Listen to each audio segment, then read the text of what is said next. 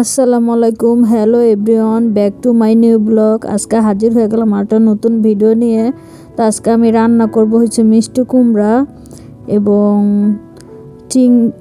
ডাল, সর্ষে ইলিশ এবং কলিজা ভুনা। তো এখন আমি সর্ষে ইলিশ রান্না করার জন্য কড়াইয়ের মধ্যে পেঁয়াজ পেস্ট দিয়ে দিছি, মানে পেঁয়াজ ব্লেন্ডার করে। তারপর দিয়ে দিছি তেল, কাঁচামরিচ, তারপর দিয়ে দিলাম লবণ। একটু কষানোর পর দিয়ে দিলাম হলুদের গুঁড়া, তারপরে অ্যাড করলাম জিরার গুঁড়া, তারপরে দিয়ে দিলাম সর্ষে বাটা। তারপর নাড়াচাড়া দিয়ে সামান্য পানি দিব, পানি দিয়ে দিলাম। আর সর্ষে ইলিশ রান্না করব, তো এর জন্য আমি একটু সরষের তেল অ্যাড করব। তো আমি এইভাবেই সর্ষে ইলিশ রান্না করি। তো আপনারাও বাসায় এইভাবে রান্না করে খেয়ে দেখবেন, আশা করি ভালো লাগবে। আর এদিকে আমি কলিজা ভুনা করার জন্য মশলা কষাইতেছি, কষানো শেষ। এখন আমি কলিজাগুলো দিয়ে দিছি, দিয়ে সামান্য পানি দিলাম, দিয়ে ঢেকে দিলাম। আর এদিকে আমার সর্ষে দেখেন মশলা কষানো হয়ে গেছে। এখন আমি মাছগুলো দিয়ে দিব। মাছগুলো দিয়ে বাটিটা ধুয়ে সামান্য পানি দিব, পানি দিয়ে একটু ভালো করে মাছগুলো মাখিয়ে দিব, দিয়ে একটু ঢেকে দিব। আর এদিকে আমার কলিজা কষানো হয়ে গেছে, এর জন্য আলু দিয়ে দিলাম।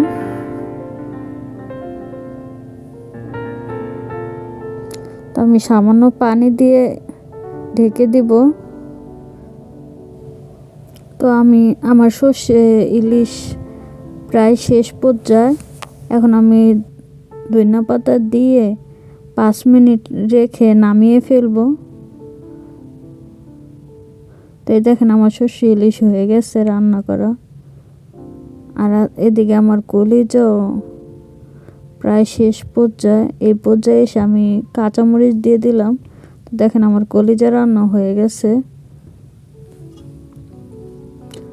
তো রান্না শেষ করে, খাওয়া দাওয়া শেষ করে একটু বাহিরে আসলাম, সাপ্তাহিক বাজার করব এবং কিছু শপিংও করব।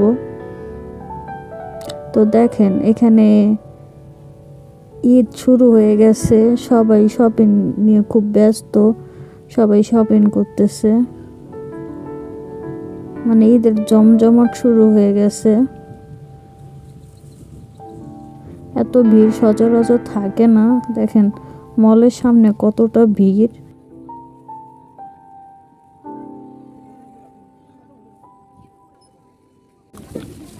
চুড়ি নিয়ে বসেছে মলের সামনে সামনে। দেখেন যে যে ধরনের চুড়ি পছন্দ করে। তো আমার এখানে এই চুড়িটা খুব ভালো লেগেছে, তো কিনি নাই, দেখে চলে এসেছে। কারণ চুড়ি হাতে দেওয়া হয় না শুধু শুধু, এর জন্য আর কেনা হয় নাই। তো দেখেন কি পরিমাণ ভিড়। সাপ্তাহিক বাজার করে আসলাম। তো কি বাজার করে আনলাম একটু দেখাই, আপনাদের সাথে শেয়ার করি। তো এটা নিয়েছি চিকেন। চিকেন রান্না করে খাওয়া হয় না, চিকেন ভেজে বা তান্দুরি বা চিকেন ফ্রাই এভাবে খাওয়া হয়। তো এনেছি চিকেন। দেখেন এই জায়গায় এরকম সাইজ করাই থাকে, শুধু এনে পরিষ্কার করে আপনি যা খুশি করে খাবেন, মানে বানিয়ে খাবেন। এটার মধ্যে কি এনেছি দেখি, এর মধ্যে এনেছি সরপুঁটি মাছ, বড় সরপুঁটি মাছ এনেছি। এখানে ছোট, আমাদের বাংলাদেশে একটা সরপুঁটি পাওয়া যায় না, ছোট ছোট সাইজ। এখানে এটা পাওয়া যায় কি না, মনে হয় পাওয়া যায়, কিন্তু আমি ওটা আনি না, ওটা আপনাদের ভাই পছন্দ করে না। তার এনেছি গরুর গোশ আনছি, ব্যাগও লাল, গরুর মাংস লাল, এর জন্য বোঝা যায় না। গরুর গোশ এনেছি 5 কেজি। দেখেন 5 কেজি গরুর গোশ এনেছি। আপনাদের আমি একটা ভিডিওতে বলেছিলাম যে আপনাদের ভাই গরুর মুরগির মাংস খায় না, রান্না করে দিলে একটু ফ্রাই করে দিলে বা চিকেন তান্দুরি বানাই দিলে তাহলে একটু খায়, নাহলে খায় না। আর আদার্স অন্য কোনো মাছও খেতে চায় না। তো সে গরুর মাছ, চিংড়ি মাছ, গরুর গোশ, চিংড়ি মাছ আর ইলিশ মাছটাই বেশি খায়। আমার এগুলোই বেশি আনা হয়, অন্য কোনো মাছ আনা হয় না, যেহেতু খাওয়া হয় না। তো বড় সরপুরি মাছটা খায়, এই জন্য সরপুরি মাছটাও এনেছি। আর এই যে ইলিশ মাছ এনেছি, তো সব কিছু তারা এরকম কেটেই দেয়। তো ইলিশ মাছ, তো এই ইলিশ মাছটার দাম পড়েছে হলো বাংলাদেশে 3500 টাকা। এই ইলিশ মাছটা বাংলাদেশের 3500 টাকা পড়েছে। ডিম হয়েছে মাছটা, এই যে সাইজটা দেখেন। এই মাছ মাংস এতটুকু কিনেছি, কারণ আমাদের অন্য কোনো মাছ কেনা হইলে আর খাওয়া হয় না। কেন আমি তো মানে মাছ পছন্দই করি না একেবারেই। তারপর আপনাদের ভাইও কোনো মাছ খায় না, এই জন্য আর অন্য কোনো মাছ আনা হয় না। তো এনেছি কমলা, এনেছি লবণ, এনেছি তারপরে এনেছি রসুন, আরও এনেছি দেখি এনেছি দেখি মুড়ি এনেছি। আমার আবার মুড়িটা ভালো লাগে, মুড়ি এনেছি।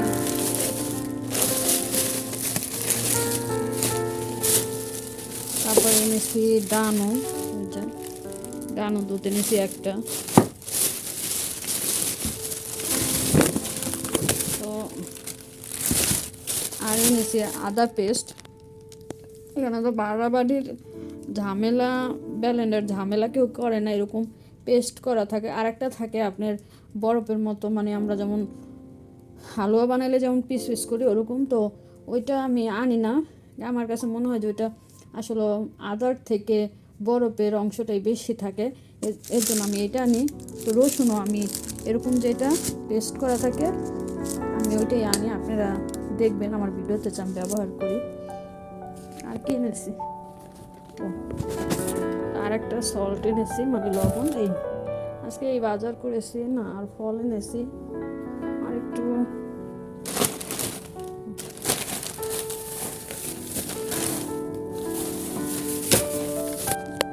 আপনাদের ভাইয়ের জন্য আঙ্গুর ফল এনেছি, আর এনেছি চেরি ফল। দেখেন এই আজকে এই বাজার করেছি, এখন এগুলো সব গুছাবো। এই ব্যাগে লতি এনেছি, এটা নিয়ে লতি এনেছি। লতি এরকম কাটা থাকে, এরকম ফোজিন করা থাকে। তো এনে শুধু ধুয়ে রান্না করলেই হয়।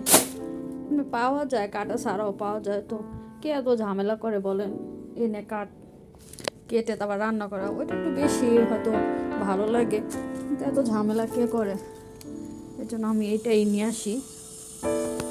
চেরি ফল খাইতে একটু মজা না, আমি ফার্স্ট খাইলাম। বাংলাদেশে থাকতে আমি এই চেরি ফল খাই নাই। তো শপিং করেছি একটু, তাও আপনাদের সাথে শেয়ার করব। আমি বাজারগুলো গুছিয়ে রাখার পর আপনাদের সাথে আমার শপিংগুলো শেয়ার করতেছি। উপরের ব্যাগটা দিয়ে শুরু করি। আমার ড্রেসে বেশি কেনা হয়েছে, আপনাদের ভাইয়ের ড্রেস তো অনলাইনে অর্ডার করে আনা হয়, শপিং করা হয় না সচরাচর, খুব কম। মেয়েরাই তো শপিং বেশি করে। তো এটা হলো জুড়িটা, বাঁধা, আর এইগুলো জামাটা।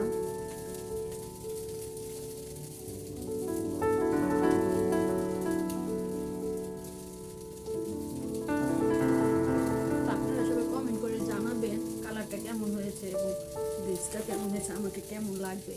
ওটার মতো আর কি, লং ওটার মতো, এর জন্যই কিনেছি। সামনে বুদা আসলে টাইল দিয়ে এনেছিলাম, তো এর জন্য বুদন খুলেছিলাম, তার আর লাগায়নি। দিয়ে দিচ্ছে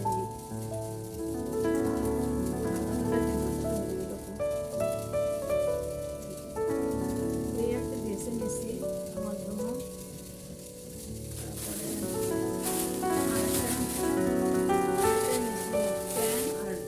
সেলোয়ার আর জামা একই রকম হবে। ড্রেসগুলো কেমন হয়েছে আমাকে কমেন্ট করে জানাবেন।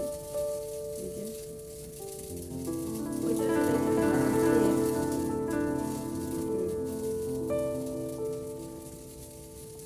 এটা আমাকে কেমন লাগবে জানাবেন। তো এটার সাথে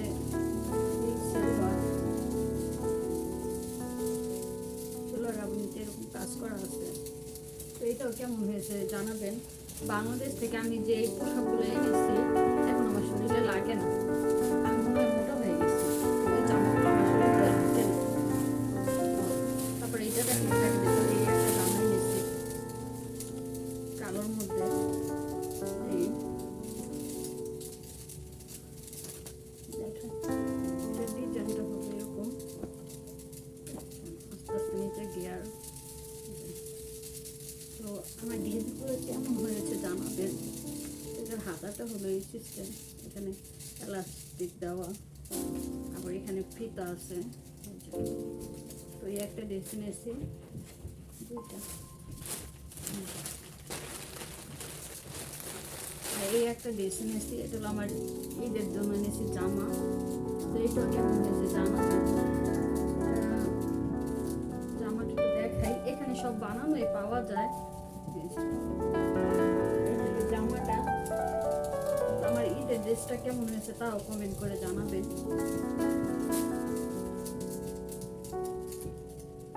এগুলো সিলভার, এগুলো ওনাটা দেখা যায়,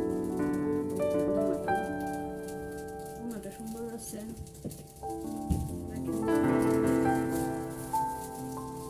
জানাবেন আমার ড্রেসগুলো কেমন হয়েছে। আর আপনাদের ভাইয়ের জন্য শুধু একটা পাঞ্জাবি আর একটা পায়জামা এনেছি।